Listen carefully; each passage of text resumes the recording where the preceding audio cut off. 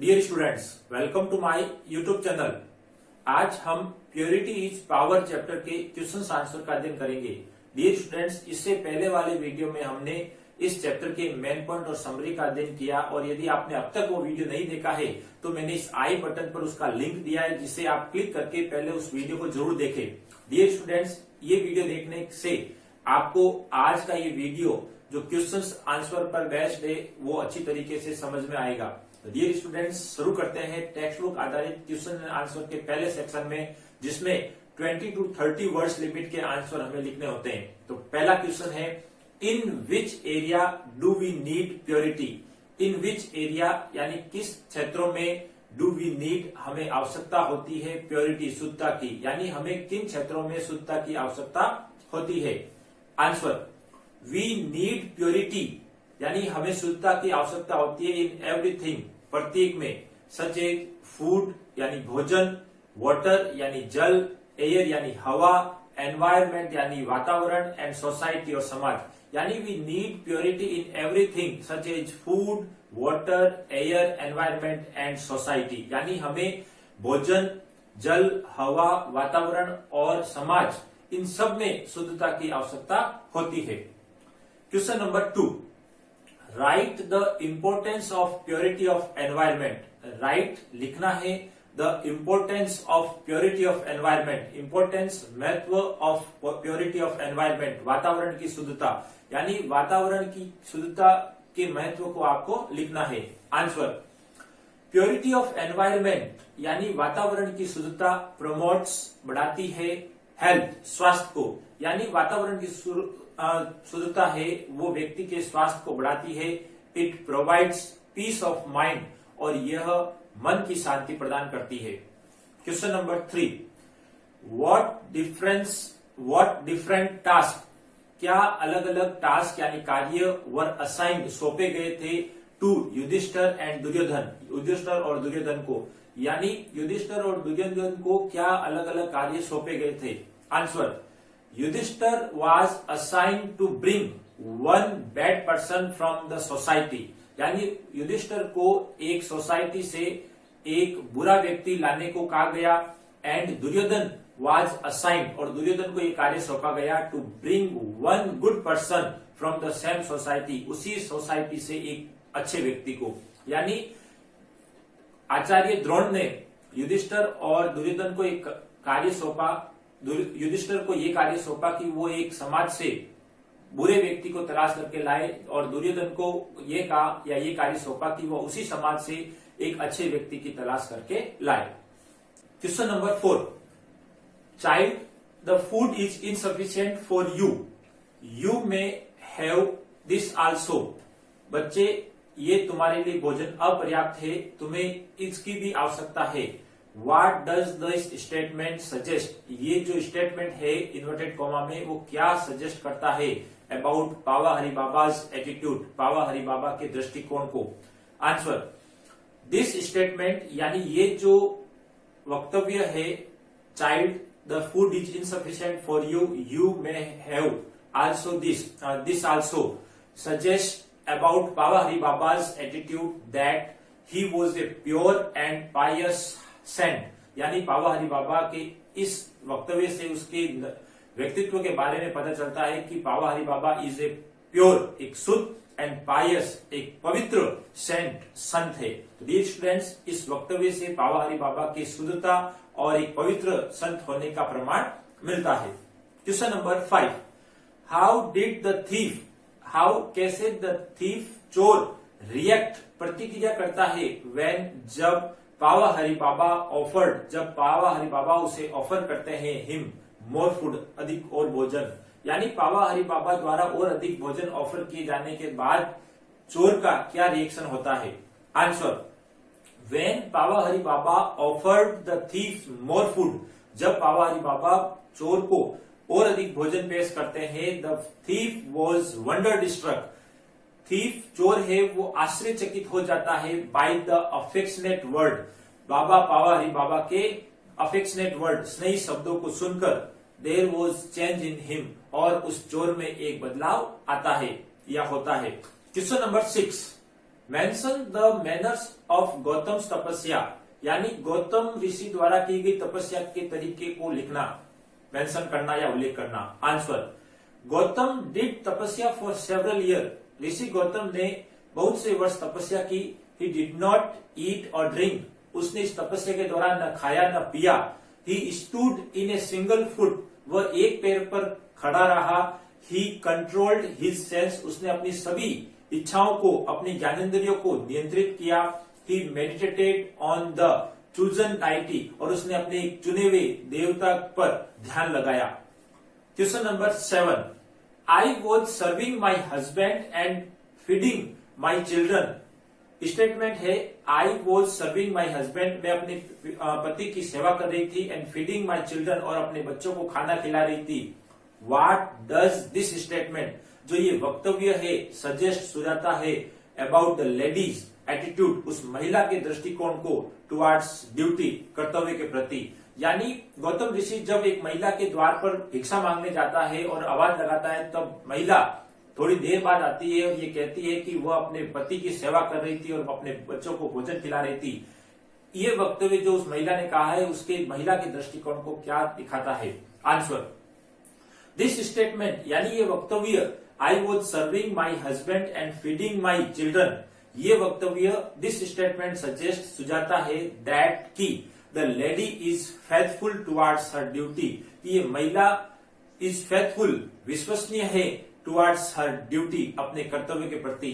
यानी वो महिला अपनी ड्यूटी के प्रति सजग है, विश्वसनीय है, उसे अपने कर्तव्य पर पूर्ण विश्वास है। Next, question number 8, the man was bright with purity. The man, व्यक्ति, वॉज ब्राइट, चमक रहा था, विथ प्योरिटी, शुद्धता के साथ। हाउ डज द ऑथर, कैसे इस लेखक ने ब्रिंग दिस आउट, इसे प्रकाश में लाया? Answer, the man engaged in serving, the man, वो व्यक्ति जहां पर गौतम ऋषि लेडी से मिलने के बाद गया था, या लेडी ने उस एड्रेस दिया था उस व्यक्ति का, उससे मिलने गया गौतम ऋषि, उस व्यक्ति की हम बात कर रहे हैं। The man engaged in serving his parents, वो व्यक्ति अपने माता पिता की सेवा में व्यस्त था। He did not seem to read, वह ऐसा प्रतीत नहीं हुआ, टू रीड स्क्रिप्चर, कि उसने कोई धार्मिक ग्रंथ पढ़े हो, नॉर, न ही, did he observe any austerities, न ही ऐसा लगा कि उसने किसी प्रकार की तपस्या की हो। बट, किंतु, he was bright with purity, किंतु वह शुद्धता से चमक रहा था, एंड प्योरिटी ऑफ माइंड, मन की शुद्धता के साथ। यानी उस व्यक्ति ने अपनी माता पिता की सेवा की, उसने किसी प्रकार के धार्मिक ग्रंथ या किसी प्रकार की तपस्या नहीं की, केवल माता पिता की सेवा करके ही और अपनी मन की शुद्धता के कारण वह शुद्ध रूप से चमक रहा था। यानी उसका व्यक्तित्व बड़ा ही प्रभावशाली था। Next, question number 9, how was Gautam's ego purified. Rishi Gautam का जो ईगो, जो घमंड था, अहम था, प्यूरिफाइड, कैसे शुद्ध हुआ?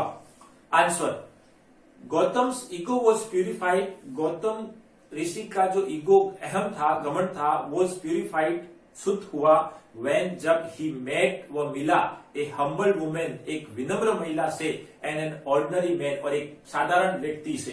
यानी गौतम ऋषि जब एक विनम्र घरेलू महिला से मिला और एक साधारण व्यक्ति से मिला, तब उसका जो घमंड था वो चकनाचूर हो गया, शुद्ध हो गया। बोथ वर, क्योंकि दोनों ही, लेडी और मैन दोनों ही, बोथ वर फेथफुल, विश्वसनीय थे, टुवर्ड्स देयर ड्यूटी, अपने अपने कर्तव्य के प्रति।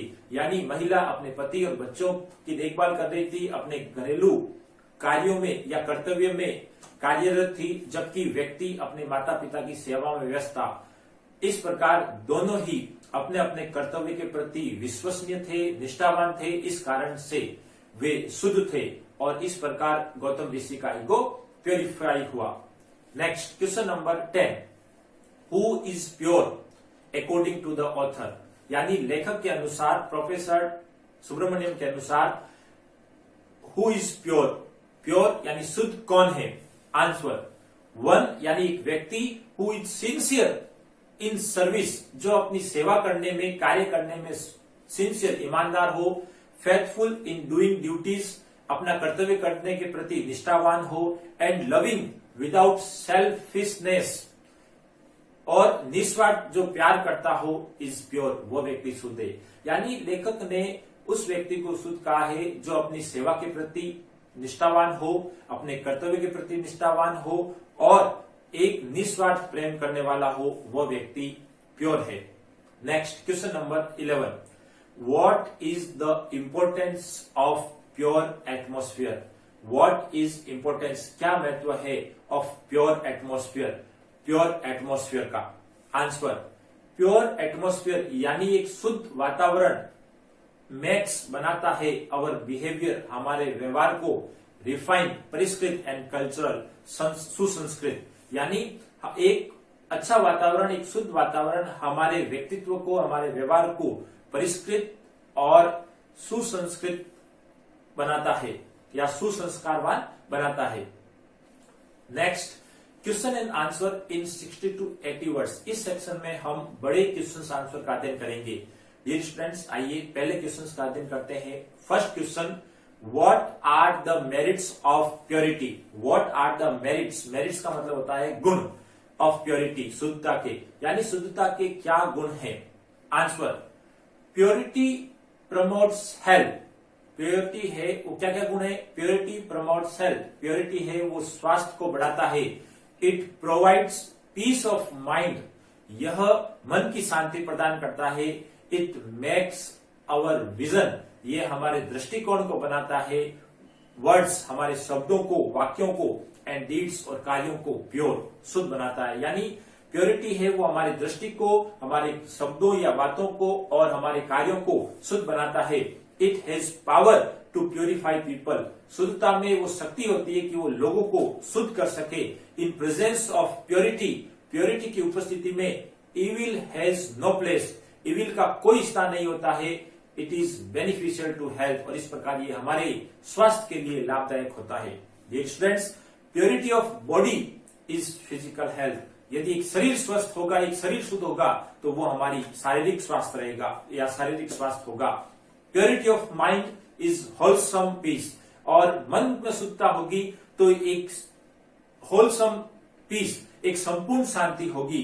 Purity of action is sincere and unselfish service, और यदि हमारे कार्य में शुद्धता होगी तो वे ईमानदारी पूर्वक निस्वार्थ की गई सेवा होगी।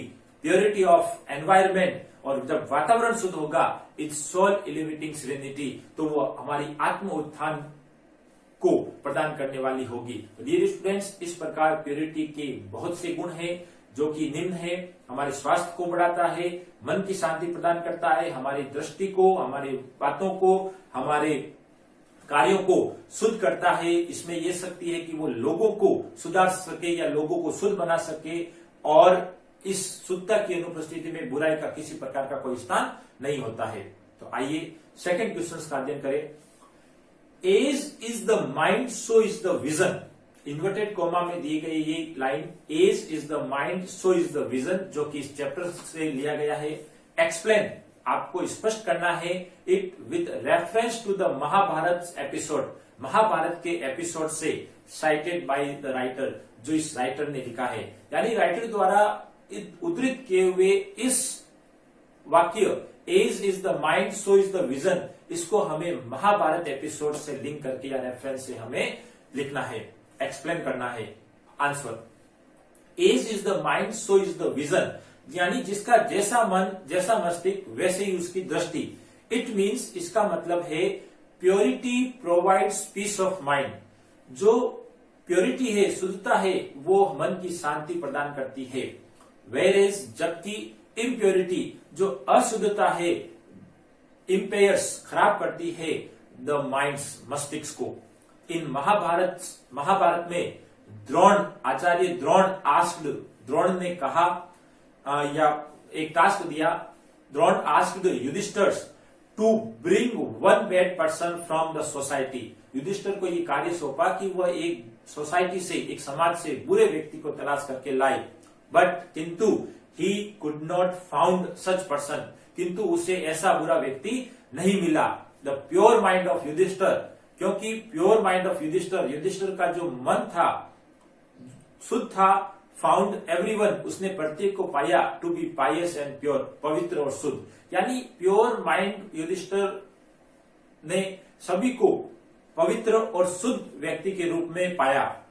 द्रोण आस्क्ड दुर्योधन, द्रोण ने दुर्योधन को यह कार्य सौंपा, to bring one good person, कि वो एक अच्छे व्यक्ति को तलाश करके लाए, फ्रॉम द सेम सोसाइटी, उसी समाज से। बट किंतु he could not found such person, किंतु उसे भी वैसा व्यक्ति नहीं मिला, यानी दुर्योधन को भी एक अच्छा व्यक्ति नहीं मिला। The impure mind of Duryodhana, यानी दुर्योधन का जो माइंड था, जो मन था, वो दूषित था, खराब था।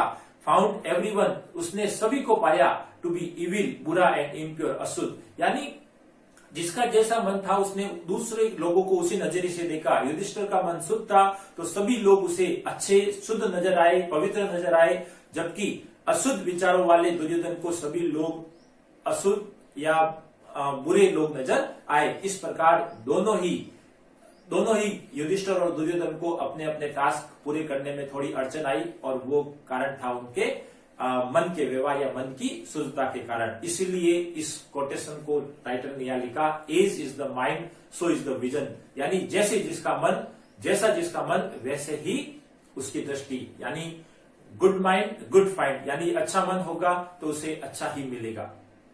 Next question number 3, describe the significance of the crane episode, यानी एक और दृष्टांत क्रेन एपिसोड जो इस चैप्टर में हमने पढ़ा उसके बारे में, उसके महत्व के बारे में हमें बताना है, लिखना है। Answer, the crane episode is associated to Gautam Rishi, यानी ये क्रेन एपिसोड है वो गौतम ऋषि से जुड़ा है।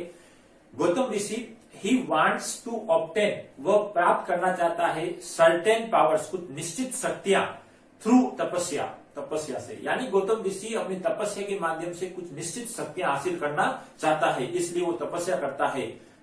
इसलिए he observe rigorous austerities for a long period, इसलिए उसने एक रिग्रियस, एक विषमतम, एक कठिनतम ऑस्टेरिटीज, तपस्याएं की, फॉर ए लॉन्ग पीरियड, लंबे समय तक। वन डे, एक दिन, while he dip in the river, जब वह नदी में नहा रहा था या डिप, एक पवित्र स्नान कर रहा था, द ड्रूपिंग ऑफ क्रेन, तो क्रेन पक्षी की जो ड्रूप का मतलब होता है बीट, फॉल्स ऑन हिज हेड, उसके सिर पर गिरी, क्योंकि जो क्रेन है वो एक पेड़ के ब्रांच पर बैठा था जिसकी शाखाएं नदी पर फैली हुई थी, नदी के ऊपर तक फैली हुई थी, और उस पक्षी की बीट गौतम ऋषि के सिर पर गिरी। द ऋषि गेट्स एंग्री, इस प्रकार ऋषि है वो गेट्स एंग्री, नाराज हो जाता है, एंड किल्स द क्रेन, और क्रेन को मार देता है, विथ हिज एंग्री गेज, अपनी नाराजगी भरी दृष्टि से, यानी एक नाराजगी भरी दृष्टि से क्रेन को देखता है और क्रेन जलकर खत्म या मर जाता है। दिस एपिसोड, ये घटना रिफ्लेक्ट्स, दर्शाती है, the rishi's impurity of heart, Rishi की मन की या दिल की, हृदय की अशुद्धता को, हिज प्राउड, उसके घमंड को, and selfishness of for power, और अपनी शक्ति के स्वार्थ को। यानी ऋषि ने जो अपनी शक्ति हासिल की थी तपस्या के माध्यम से, लेकिन उसने उसका सदुपयोग नहीं करके उसका दुरुपयोग किया, जिसके कारण उसने एक नाराजगी भरी निगाह से उस पक्षी को देखा जिसकी कोई गलती नहीं थी, और उस पक्षी को उसने अपनी नाराजगी भरी दृष्टि से मार दिया। और ये एपिसोड ये शो करता है कि गौतम ऋषि को अपनी शक्ति पर एक घमंड था, और वो घमंड था उसके अशुद्ध हृदय के कारण या उसके मन के कारण। Next question number 4, why are sanskars important in our life, why are sanskars का मतलब है मैनर्स, संस्कार, इंपोर्टेंट, महत्वपूर्ण है, इन अवर लाइफ, हमारे जीवन में, यानी हमारे जीवन में संस्कार क्यों महत्वपूर्ण है।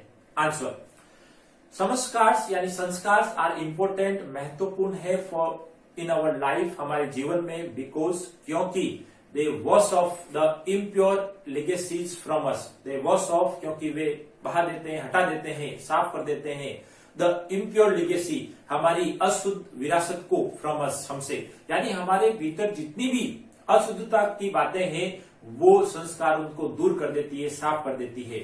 दे मेक लेटेंट, दे यानी ये संस्कार मेक लेटेंट प्योरिटी इन मेन साइन, जो लेटेंट का मतलब छिपी हुई, गुप्त, प्योरिटी जो शुद्धता है एक व्यक्ति में साइन चमकाने लगती है, यानी संस्कार है वो व्यक्ति की छुपी हुई गुणों को चमकाता है या उस गुणों को दिखाता है। दे मेक आवर बिहेवियर, संस्कार हमारे व्यवहार को बनाता है रिफाइन, परिष्कृत, एंड कल्चर्ड और सुसंस्कृत यानी सुसभ्य। दे इंक्रीज, वे बढ़ाती है सॉफ्टनेस इन आवर स्पीच, हमारी वाणी में मृदुता को, कोमलता को। संस्कार आर नेसेसरी, इस प्रकार संस्कार है वो जरूरी होते हैं टू पॉलिश, साफ करना, चमकाना, एंड रिफाइन और परिष्कृत करना अवर इननेट नेचर, हमारे जन्मजात स्वभाव को। यानी संस्कार है वो हमारे जन्मजात गुणों को बढ़ाती है, उसको चमकाती है, उसको परिष्कृत करती है। तो डियर स्टूडेंट्स, हमारे जीवन में संस्कार बड़े ही महत्वपूर्ण है, क्योंकि वो हमारी बुराई को साफ करती है, हमारे भीतर छुपी हुई अच्छाई को बाहर लाती है और इस प्रकार हमारे व्यवहार को, हमारी वाणी को बहुत ही अच्छा बनाती है। Next question number 5, how does, कैसे, ब्रिंगिंग अप, पालन पोषण, ब्रिंग अप का मतलब होता है पालन पोषण करना। हाउ डज ब्रिंगिंग अप, किस प्रकार या कैसे पालन पोषण मेक्स बनाता है ऑल द डिफरेंसेस, सब कुछ अलग, इन शेपिंग लाइव्स, जीवन को शेप आकार देने में, यानी एक जीवन को आकार देने में लालन पालन कैसे महत्वपूर्ण भूमिका निभाता है। इलुस्ट्रेट, इसका वर्णन करना है with the help of the parrots episode, parrot के एपिसोड से। Answer, bringing up with proper training and good environment, यानी एक सही ट्रेनिंग, प्रशिक्षण और गुड एनवायरमेंट और अच्छे वातावरण के साथ लालन पालन मैक्स बनाता है all the difference in shaping lives, हमारे जीवन को आकार प्रदान करने में। टू पैरट्स, एक एपिसोड, एक उदाहरण लेते हैं हम इसको समझने के लिए। टू पैरट्स, दो parrots are brought up by two people, दो अलग अलग लोगों द्वारा पाला पोसा जाता है।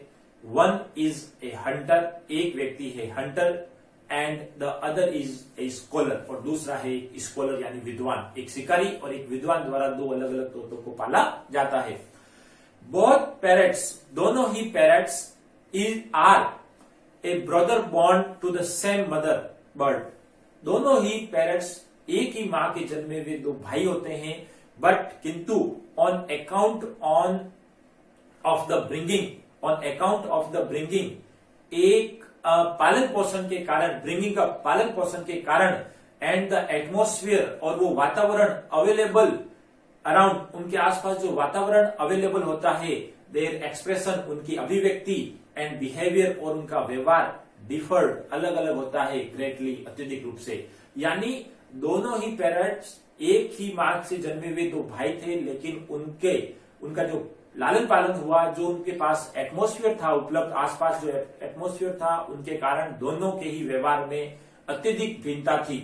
द पैरट, तोता, हु इज ब्रॉट अप, जिसको पाला गया था बाय ए हंटर, एक शिकारी द्वारा, स्पीक्स वर्ड्स ऑफ हार्शनेस, वो बड़े ही कर्कश शब्दों को बोलता। वाइल द पैरट, व तोता, who brought up bye a scholar, जिसे एक विद्वान व्यक्ति द्वारा पाला गया, स्पीक्स, बोलता है विथ रिफाइन, एक परिष्कृत, एंड कल्चर, और सुसंस्कृत शब्दों के साथ। यानी एक ही मां के दो भाई जिनको अलग अलग व्यक्तियों द्वारा पाला पोसा गया, उनके पास जैसा वातावरण था उसके अनुसार उनका जीवन का विकास हुआ।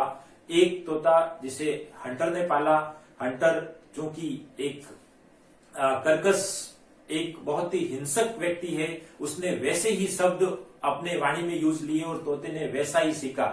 जबकि एक विद्वान, एक परिष्कृत, एक रिफाइन व्यक्ति था, जो कि उसने बड़े ही नपे तुले और अच्छे शब्दों को काम में लिया, जिसके कारण तोते पैरट्स ने उसी अनुरूप सीखा। तो हमारे जीवन को आकार प्रदान करने में हमारे आसपास का एटमॉस्फेयर और हमारे लालन पालन का भी बड़ा महत्व होता है। Question number 6, justify the title of the lesson purity is power, यानी ये चैप्टर प्योरिटी इज पावर है, इसके टाइटल को हमें जस्टिफाई करना है। Answer, the author professor doctor K Subramaniam elaborates the various aspects of purity in the lesson purity of power, यानी इस चैप्टर के जो लेखक है प्रोफेसर डॉक्टर के सुब्रमण्यम, उन्होंने प्योरिटी के विभिन्न एस्पेक्ट्स को इस प्योरिटी ऑफ पावर नामक चैप्टर में बताया है या इलोबरेट्स किया है। ही इलुस्ट्रेट्स, उसने व्याख्या की है, वर्णन किया है सम एंशिएंट इंडियन एपिक्स, कुछ प्राचीन भारतीय ग्रंथों एंड स्टोरीज और कहानियों को रिलेटेड जो कि संबंधित है इथिकल वैल्यूज, नैतिक मूल्यों से एंड कल्चरल हेरिटेज और सांस्कृतिक विरासत से। The author highlights various human values. Authors ने इस चैप्टर में विभिन्न ह्यूमन वैल्यूज को उजागर किया है, हाईलाइट किया है, लाइक जैसे कि फॉरगिवनेस यानी क्षमा, कर्टसी या पोलाइटनेस यानी विनम्रता, मेर्सी दया, बिनोवलेंस यानी परोपकार, कॉन्जीनियल कंपनी यानी एक सधर्मी या एक जैसे दिखने वाली साथ, एंड प्योरिटी ऑफ हार्ट और हृदय की शुद्धता को। यानी इस चैप्टर में, इस प्योरिटी ऑफ पावर में लेखक ने विभिन्न मानवीय मूल्यों को उजागर किया है। दीज वैल्यूज, ये जो वैल्यूज है, जो मूल्य है, मानवीय मूल्य, अनेबल अस, हमें समर्थ बनाते हैं टू प्यूरिफाई अवर सोल, हमारी आत्मा को शुद्ध करने में।